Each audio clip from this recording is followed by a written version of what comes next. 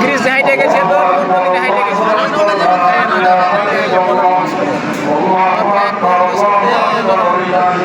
ধরা পড়ে কি করে হলো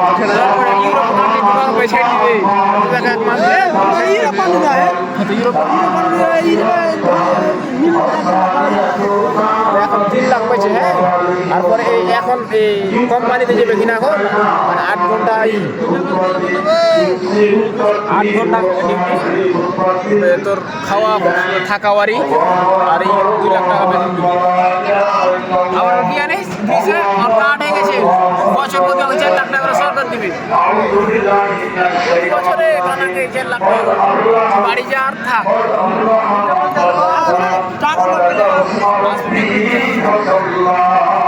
যাওয়া তো কদিন হলো এক বছর ফের আসবে প্রতি বছর আসবে এখন